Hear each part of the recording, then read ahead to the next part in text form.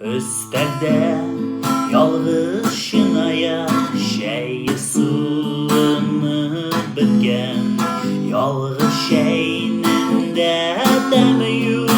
İçmedim sensiz yirkem ömrüm şulay uzar mı